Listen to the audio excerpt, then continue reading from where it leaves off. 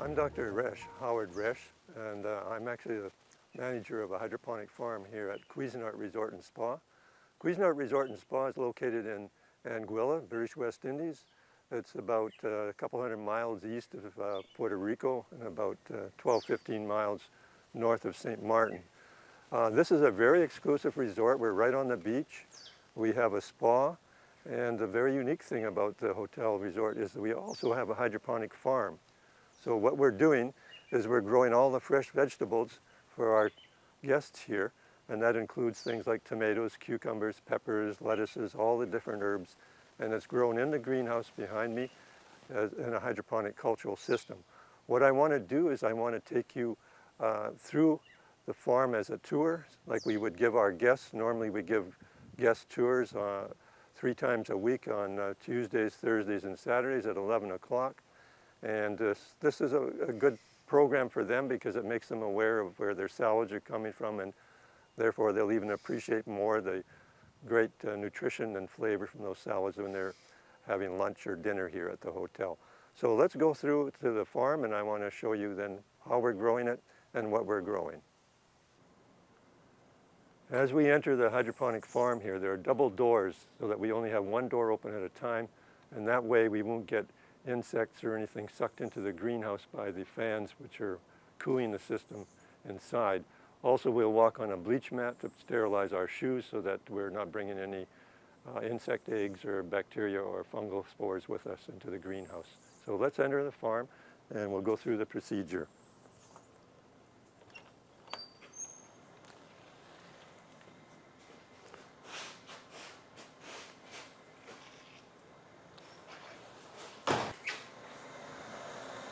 Okay, as soon as we arrive in the farm here, what we've got growing here is lettuce, and it's on a water culture system. I'll show you in a few minutes exactly how it looks.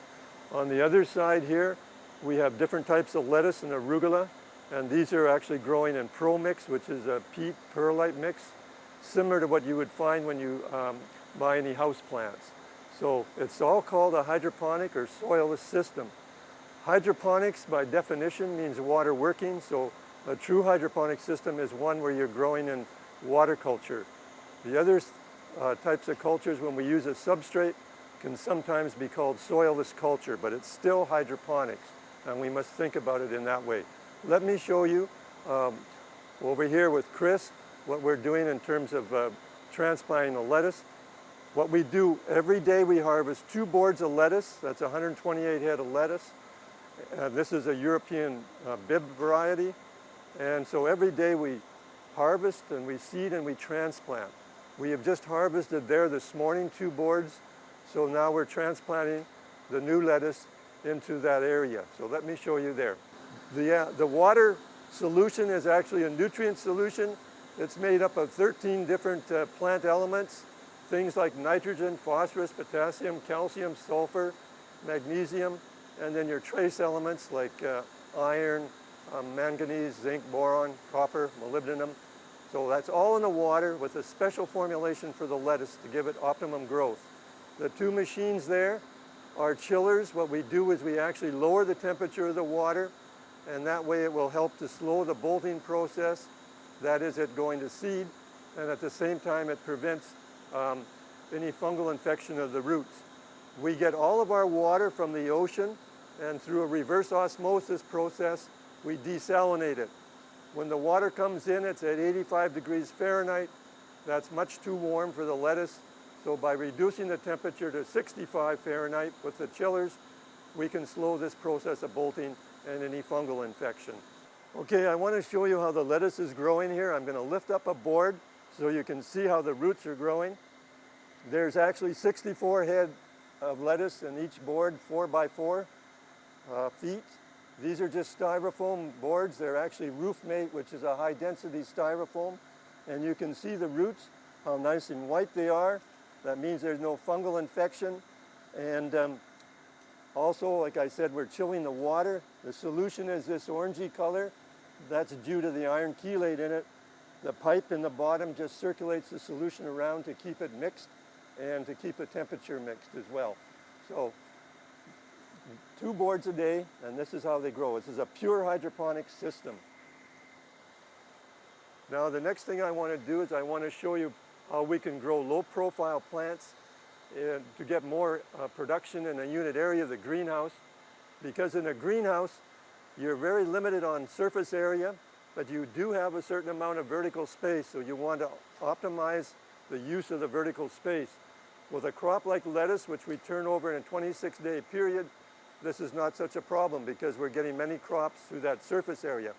But if we're growing a low profile plant like these herbs over here, what's happening is these are being seeded in the 1st of August, and they'll continue growing all the way through until mid-July. At that time, we will take everything out of the greenhouse and we will repair it, fumigate it, sterilize it, and start all the crops over again. So in this case, we can get about 5 or 6 times as much production by training these plants in a system that allows us to grow them vertically. This is called a plant tower system. And what it is a number of pots. It's actually 10 styrofoam pots. They're filled with perlite, and these plants are all growing in only perlite. They're fed with drip lines up above and halfway down. Those lines are bringing in a nutrient solution for them, and that way they're being fed. There are holes in the pots so that the solution flows through the pots, and then any drainage we have is picked up by a series of drain pipes down below. This was originally designed for growing strawberries, but here in Anguilla with the high night temperatures we cannot grow strawberries, so we've used them to grow different herbs and bok choy. So what we will do is harvest a pot every couple of days, and by the time we get to the bottom, we're ready to start at the top again.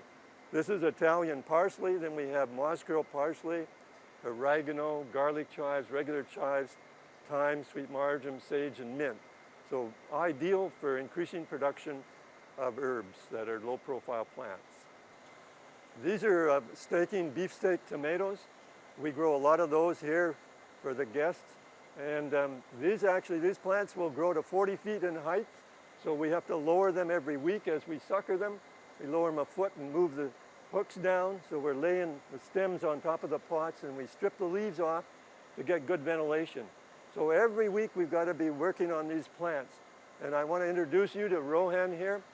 Rohan is my supervisor, and he's a team member working with the rest of us here. And you can see, is on stilts in order to get up to the plants, in order to work on them. So Rohan, go ahead and explain to us what you're doing. So right now inside the hydroponic green farm, we have our beefsteak tomatoes, and the beefsteak tomatoes is a vine crop. So right now I will show you how we train our beefsteak tomatoes. So our beefsteak tomatoes is transplanted in a white substance called perlite, and then we have a tomahawk with a roll of string. So as the tomato plants keep growing all the time, we would use this clamp to clip the tomato plant underneath the leaf every 1 feet as the plant keep growing all the time. So the beefsteak tomatoes, they normally grow over 40 feet to 50 feet long. And the way how we start to train them is that I would take the tomahawk, unwind the string, and bring it down at least 1 feet under the hook. And then we would have between the main stem and the leaf, there will be a next growing shoot. And what we would do, I would take the hand pruner and I would cut the next growing shoot, which is called a sucker. And then afterwards, I would take a clip